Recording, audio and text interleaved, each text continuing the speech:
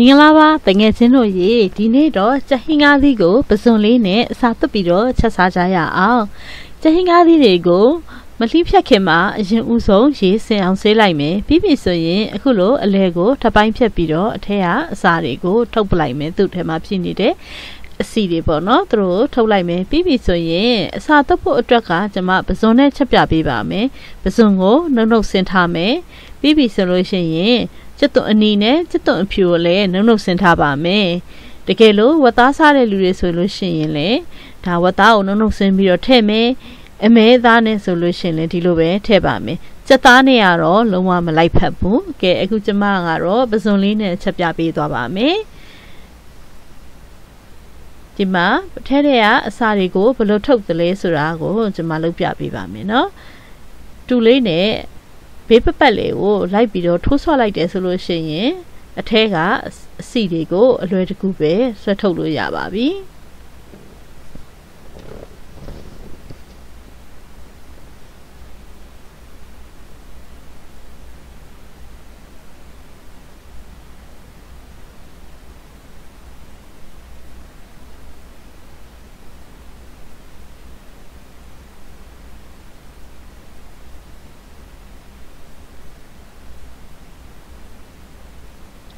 ကဲအခုဆိုလို့ရှိရင်တော့ကြက်ဟင်းကားသီးတွေကအကုန်လုံးတန့်စင်ထားပြီးပြီဆိုရင်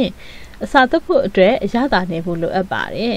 ဒါကတော့ကျက်သွန်အနီးနှုတ်နှုတ်ဆင်းထားတာရယ်ကျက်သွန်ပြူနှုတ်နှုတ်ဆင်းထားတာရယ်ပြီးရင်ပစွန်နှုတ်နှုတ်ဆင်းထားတာရယ်အကုန်လုံးကိုရောပြီးတော့အရသာနေဖို့လိုအပ်ပါတယ်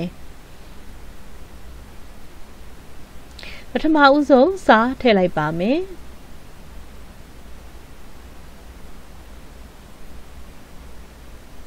ပြီးပြီဆိုရင်ဟွန်တချီငါးမှုန့်ထည့်ပါမယ်တကယ်လို့စက်သားမှုန့်သုံးကျင်တယ်ဆိုရင်လည်းဖြစ်ပါတယ်ဒါမှမဟုတ်ဒီမှုန့်တွေမကြိုက်ဘူးဆိုရင်လည်းမသုံးမဲနဲ့လည်းရပါတယ်เนาะစားနေပဲချက်တာပေါ့เนาะအဲ့လိုဆိုရင်တော့ကဲပြီးပြီဆိုရင်ဒါကတော့ငရုတ်သီးအယောင်တင်မှုန့်ကိုလည်းထည့်ပါမယ်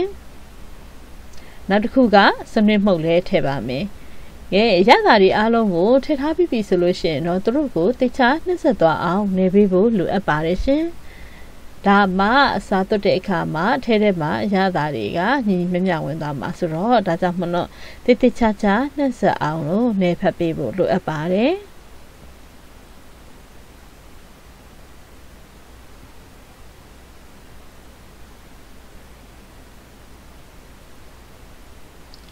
ကဲအခုလိုမျိုးအရသာတွေကိုတိကျနှက်ဆက်အောင်နေပြီးပြီဆိုလို့ရှိရင်တော့ကြက်ဟင်းကားသီးတဲ့ကိုအစားသွတ်ဖို့ပဲကြပ်ပါတော့တယ်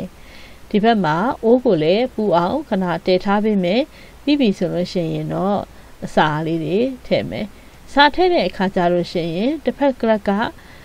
ပိတ်ထားပြီးတော့တစ်ဖက်လည်းနဲ့သာထည့်ဖို့လိုအပ်ပါတယ်ဘာဖြစ်လို့လဲဆိုတော့နှမွေရင်ဒီဘက်ကနေတအားကြီးထည့်နေပြီးလို့ရှိရင်ဟိုဘက်ကပိတ်မထားရင်ပြန်ပြီးတော့ထွက်သွားတတ်တယ်ကဲအဲ့တော့တစ်ဖက်ပိတ်ပုံစံလေးနဲ့လုပ်ပြီးတော့မှအစာတွေကိုထည့်ကြရအောင်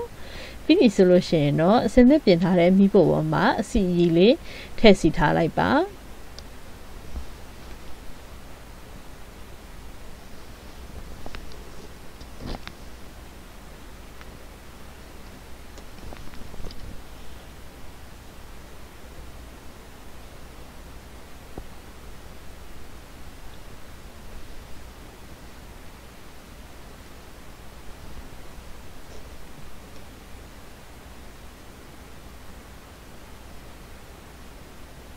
ကဲကျင်းရသည့်အစာသွတ်ထားတာတွေကရပြီဆိုရင်ဒီလိုအစီကြီးလေးထည့်ထားမယ်ပြီးပြီဆိုလို့ရှိရင်တော့ကျမတို့အစာလေးတွေကတော့ပုံနေအောင်မှာပဲအခုလိုမျိုးအပေါ်ရန်လေးကအုပ်ပြီးတော့တင်လိုက်မယ်ပြီးပြီဆိုရင်တော့ဒါကအစင်သင်းဖြစ်သွားပြီကဲစင်သင်းဖြစ်သွားပြီဆိုလို့ရှိရင်ဒီဘို့ကိုအပူမြင့်တင်လိုက်မယ်ပြီးပြီဆိုရင်စီထည့်ဖို့လိုအပ်ပါတယ်ကြက်ဟင်းကားသီးနှက်တယ်ဆိုတဲ့နေရာမှာတော့စီကတော့ထည့်ပေးဖို့လိုအပ်ပါတယ်နော်စီနဲသွားပြီဆိုလို့ရှိရင်တော့ဘလောက်ပဲအချိန်ကြာအောင်တက်တယ်မဆက်ဆက်ကြီးဖြစ်နေတတ်တယ်အချိန်နဲ့နူးဤသွားအောင်လို့ကြာကြီးတင်လို့မြန်ရင်လည်းကြက်ဟင်းကားသီးကမဲသွားပြီးအခါးတွေမနိုင်အောင်ထွက်သွားတတ်တယ်နော်ကဲအခုကအယောင်လေးလှဖို့အတွက်အယောင်တင်မှုန့်နဲ့စနွေးမှုန့်ကိုထပ်ပြီးတော့ထည့်လိုက်ပါမယ် က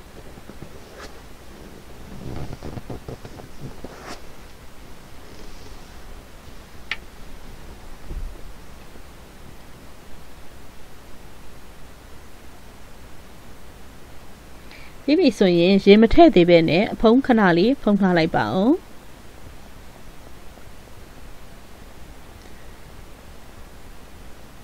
ကောင်းကောင်းအပူပြင်းလာပြီဆိုလို့ရှိရင်တော့အဖုံးကိုဖွင့်ပြီးတော့ရေထည့်ဖို့လိုအပ်ပါတယ်ရေထည့်တယ်ဆိုတဲ့နေရာမှာလည်းကျမတို့အများကြီးထည့်တာမျိုးမဟုတ်ဘဲနဲ့ခက်နဲနဲလေးနဲ့ပဲထည့်မယ်နော်ကြက်ဟင်းကားသီးမြုပ်အောင်တော့ထည့်စရာမလိုပါဘူးကဲကောင်းကောင်းပွက်လာပြီဆိုလို့ရှိရင်တော့ကျမတို့အဖုံးဖွင့်ကြည့်လိုက်ကြရအောင်ပြီးပြီဆိုရင်ဒါဟာကြက်ဟင်းကားသီးရတော့နှုတ်ဖို့ကတော့လိုအပ်နေပါသေးတယ်ကျမအထက်အောက်ကလေးလှမ်းပေးခြင်းလို့အဖုံးပြန်ဖွင့်လိုက်တာပါဒီလိုမျိုးကျမရေရလည်းအများကြီးထည့်မထားဘူးရေကိုပုံမှန်နည်းနည်းလေးပဲထည့်ထားတယ်နော်ကဲထက်အောက်လေးလှမ်းပြီးရင်ပြန်ဖုံးထားလိုက်ပါအောင်ရှင်ဒီလိုမျိုးရေခမ်းသွားတဲ့အနေအထားကိုရောက်လာပြီဆိုရင်ကြက်ဟင်းကားသီးတွေကိုကြည့်ကြည့်ပါ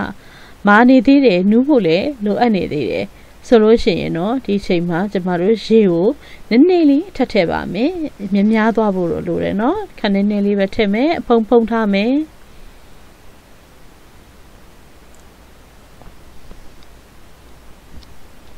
ဒီကဖုံးပြဖွင့်လိုက်တဲ့အခါမှာတော့ဒါကြက်ဟင်းကားသီးရေစခန်းလာပါပြီသူ့ကိုဖဲ့ကြည့်တဲ့အခါမှာလည်းနူးဣနေပြီနော်ဒါဆိုရင်တော့ကျမတို့စီပြန်ဖို့ပဲလိုအပ်တော့တယ်ဆိုတော့ဖုံးကိုပြန်မဖုံးတော့ဘဲနဲ့ထပ်အောက်ကလေးလှမ်းပေးမယ်ပြီးပြီဆိုရင်စီကောင်းကောင်းပြန်သွားအောင်လို့ဒီဆောင်းလိုက်ကြရအောင်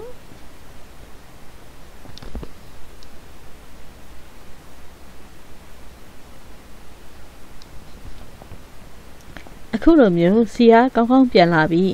ဆိုလို့ရှိရင်ဒီချိန်မှာအရသာကိုမြင်ကြည့်ပါမယ်ကျမအတွက်ကတော့ဘာမှအပေါ့အငင်ပြင်စရာမလိုတော့ပဲ